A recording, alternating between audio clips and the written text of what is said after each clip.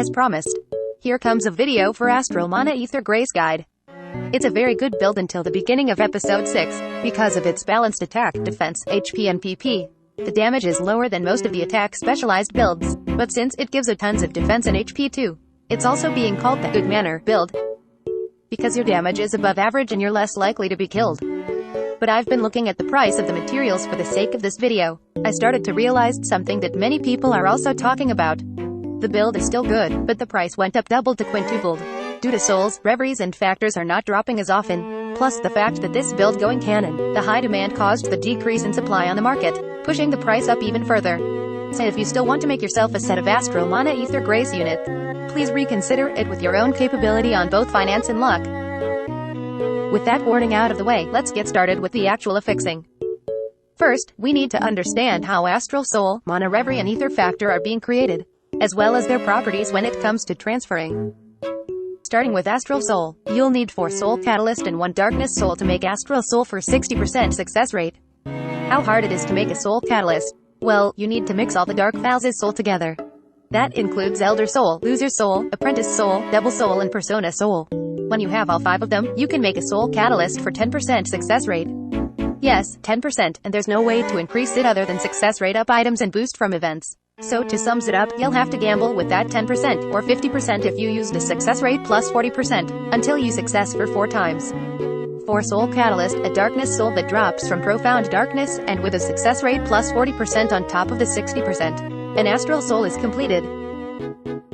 Next one is Mana Reverie. It's similar with Astral Soul, you need 4 Reverie Catalyst and an Omega Memoria. To make a Reverie Catalyst, you'll need all the Dark Phases Reverie. Elder Reverie, Loser Reverie, Aprazina Reverie, Devil Reverie and Persona Reverie. Same with Soul Catalyst, Reverie Catalyst also have a success rate of 10% only. As for Omega Memoria, it takes an Omega Reverie, Historia Soul and Fabula Soul. That's basically everything from the Omega world.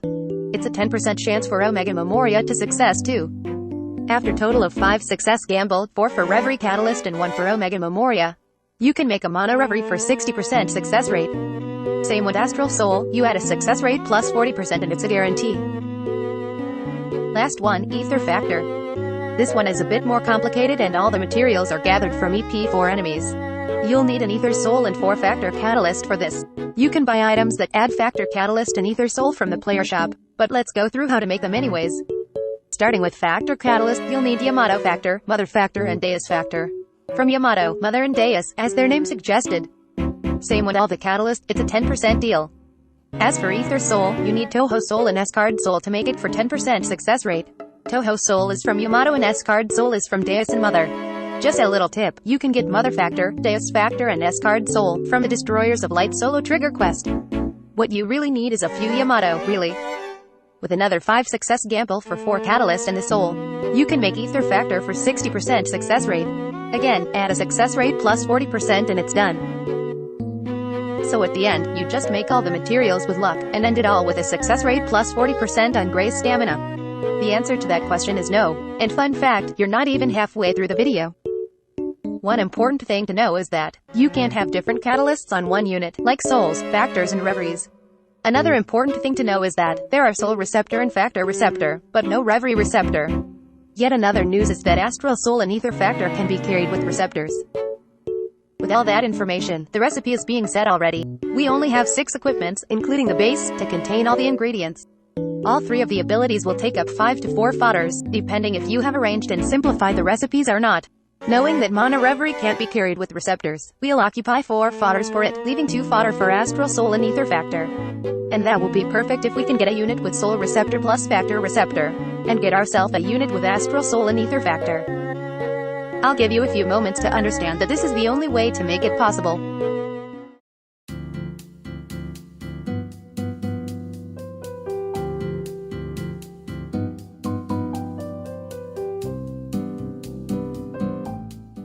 Now that you fully agree that this is the best recipe for the build, let's keep moving on.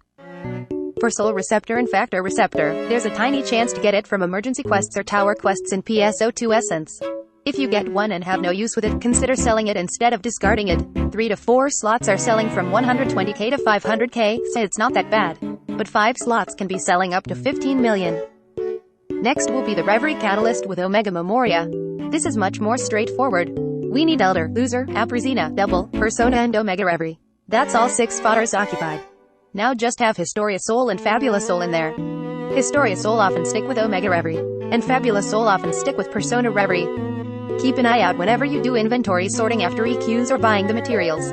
Any of the 6 Reveries can come with the souls you needed, depending on where you get it. And yes, deal with that double 10% success rate. Even when you put a plus 40% on it, it's still 50%, meaning the total success chance of getting both of them is 1/4. May Dudu bless upon you. Final piece of material, Astral Soul and Ether Factor together. This is one of the biggest struggle in the whole puzzle.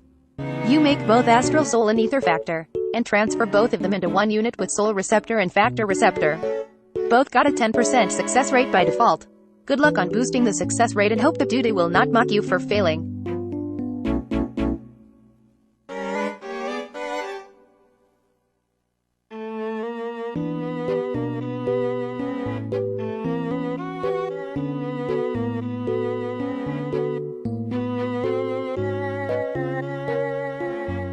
With everything in place, Astral Soul and Ether Factor once again being carried to a new unit with the receptors, and Mana Reverie being created from Reverie Catalyst and Omega Memoria, adding a Grace stamina and success rate up, you should see something like this. You gotta accept that there's no way to make the final step to success for 100%. Here are 2 more news. First one is that people will make all the fodders in 3 slots instead of 4. There's a good reason to it. Making 3 slot fodders meaning that your materials for these fodders are going to be 2 to 3 slots. And if you look at the market, 2 to 3 slots items are cheaper than 4 slots items. Except for a few that 3 slots are somehow more expensive than the 4 slots. And the cons of making them from low slot is that when you upslow it, the total success rate will go down depending on how many slots you're going to and from. If we're trying to make this with a 3's base, Astral Soul and Ether Factor will go down from 10% to 7%. Mana Reverie will go from 60% to 42%. Grace ability will go from 100% to 70%.